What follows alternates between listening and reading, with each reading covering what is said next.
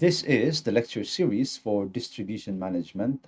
I hope that you will be with me until the end of this lecture series, and I hope that you will learn something about distribution management as we discuss the principles of distribution management along the way.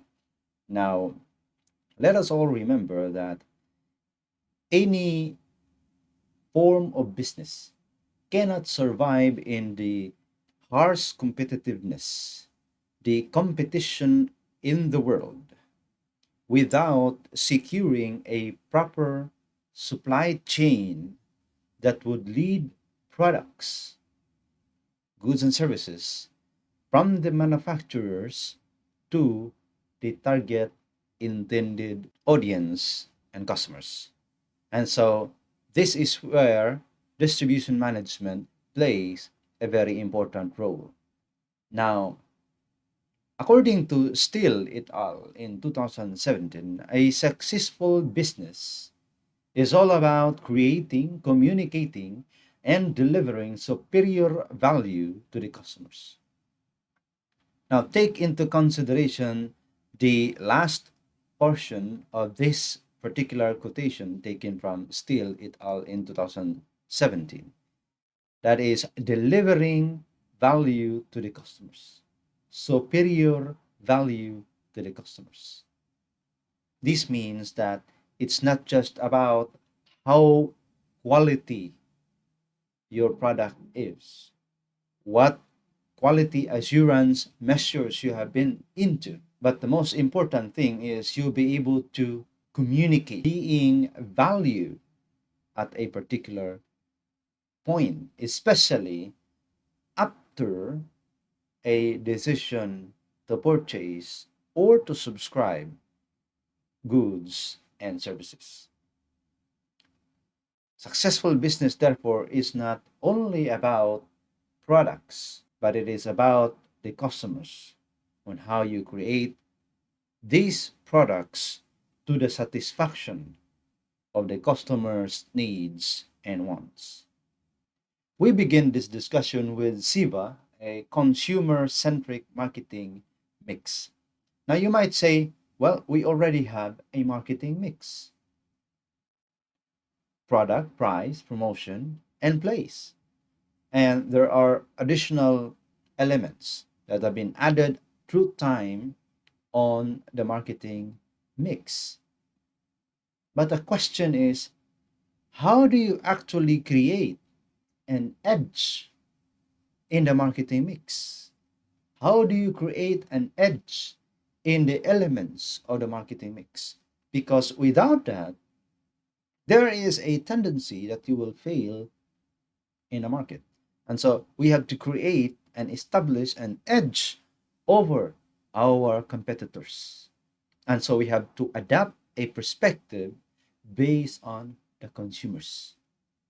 Now, first is solution. Instead of providing the product based on what you design and what you like, based on the features of the product that you manufacture, but in the perspective of the consumers, it should be solution.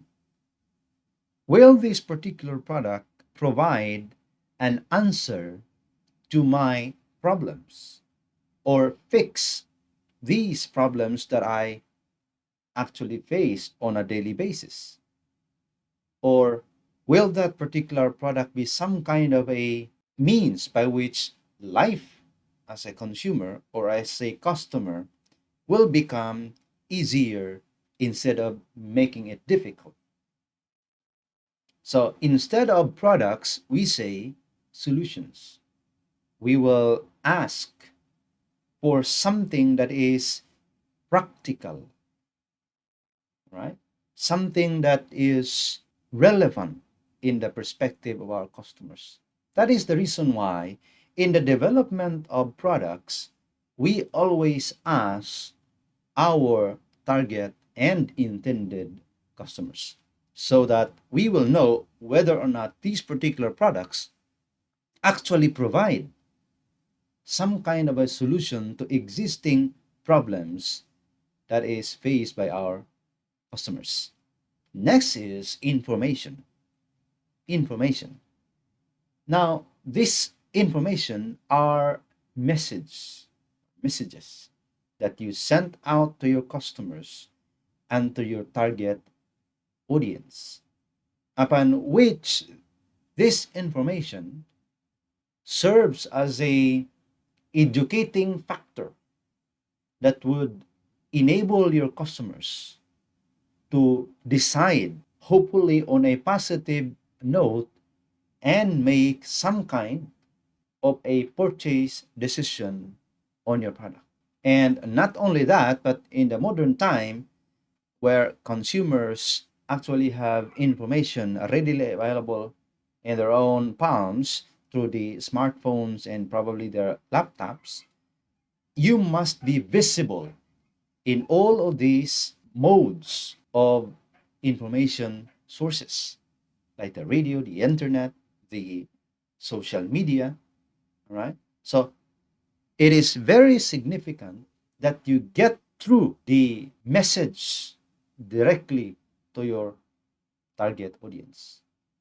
Next is value instead of price. Your customers must be able to feel the value, the pride, the totality of everything that the customer actually invested in your product instead of thinking about price.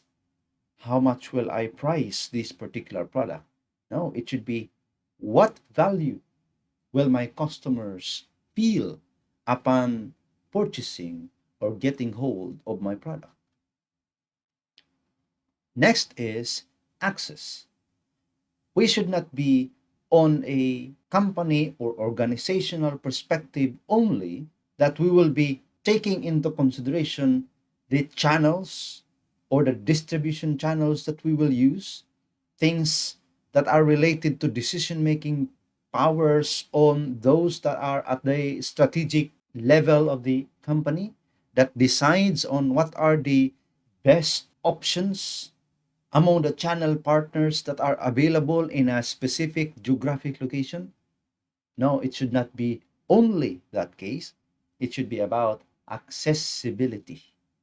This means how can the consumers or the customers access and avail the product? The more that your products are accessible to the customers, the higher the tendency that your customers or your consumers will purchase goods and services from your company. Now,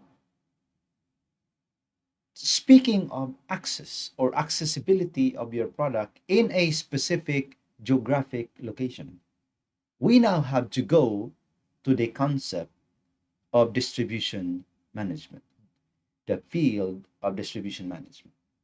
Now, distribution management refers to the process of overseeing the movement of goods from the supplier or the manufacturer to the point of sale.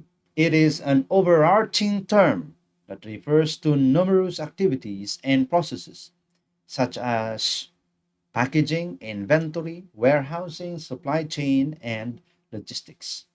By the way, every time you see a QR code that is displayed in your screen, it means that there are sources being cited in the slide that is displayed in your screen.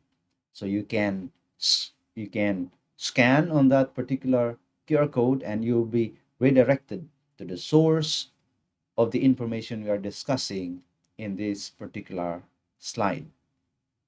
Now, why is distribution management important?